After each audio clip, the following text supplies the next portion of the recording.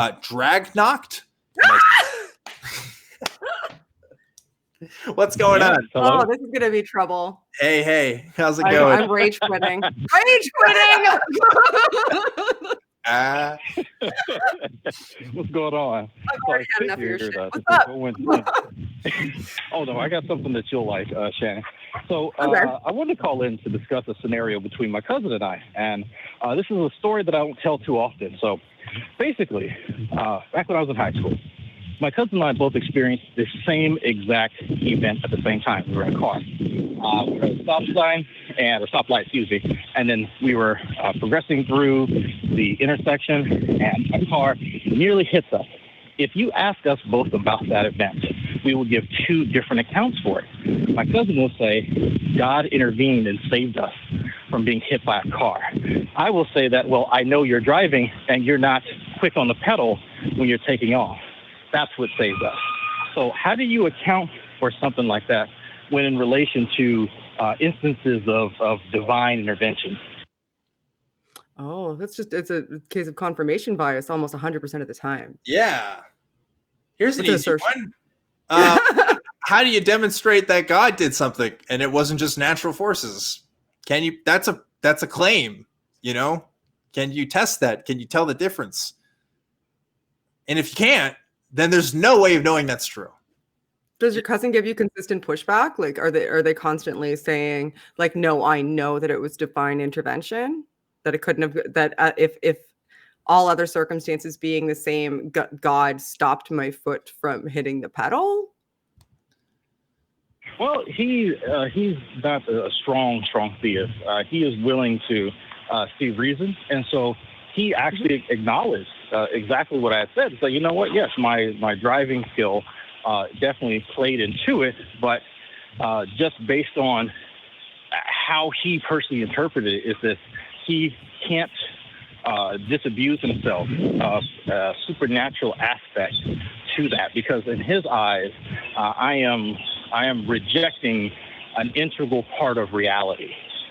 Huh. I would ask, like, my first response would be, is it possible that, do car accidents happen with no divine intervention whatsoever? And if so, how do you know that yours was a car accident that had divine intervention? And I would just go from there, because if there's a world where that exists, but it's not with every single case, it's one thing if he says yes, and it happens with every single case. That's a different strain of thought. I don't think he would go there. I'm assuming he'd say, yes, it happens sometimes, happens others. Then you just got to figure out the criteria why. And if he says he just felt it, well, I don't know. Would you accept that answer if, a Muslim said that he felt that Allah helped him out? Would you accept that answer if a Scientologist said it was because of his, I don't know what they call the soul things, whatever, like there's, yeah, like how our feelings a reliable way of knowing things. And if so, how does this help you come to that conclusion? I would just take it as piecemeal as you can, but yeah, go ahead, Shannon.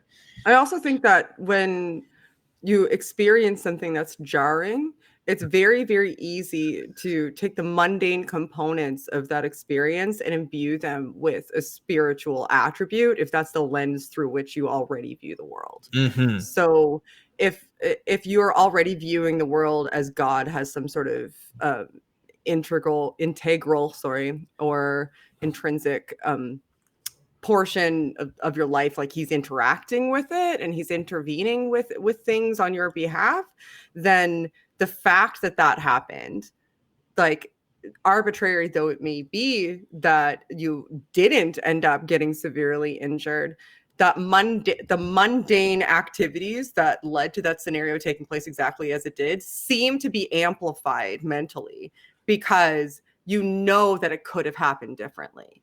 Like, yeah. You're acutely aware, like it's brought to your acute awareness. And when you are brought to acute awareness, especially matters of life and death or grave physical harm, emotions activate within you, like your cortisol levels spike, your amygdala fires up, and you start to have all kinds of like adrenaline and epinephrine flowing through you, and those flow not just through your body to activate your muscles, but also through the rational components of your brain. And if you already have a scaffolding that's built into your like if you have a mental schematic essentially that's saying that the way I view the world is that God is an active part of life and he does miracles, you would potentially have a really strong emotional and psychological connection to that experience that it immediately was cemented with the perspective of, oh, like I had a visceral experience. That visceral experience had an emotional impact that I didn't readily recognize. This could have gone in an alternative route.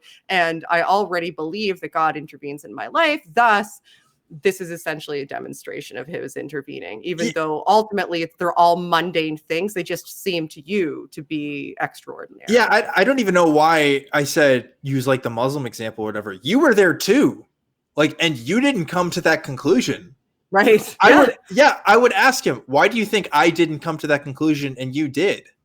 You know, maybe is it because of your upbringing? Is it because you have to have a belief system already in place in order to come to that conclusion?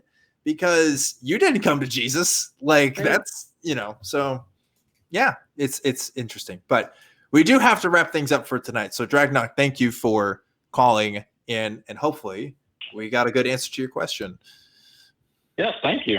Thank you. I enjoyed it. You're problematic. Oh, you got the dig on him right when I was getting dropped too. Nailed it. Can't even fight back. That timing was God intervening. That's dirty.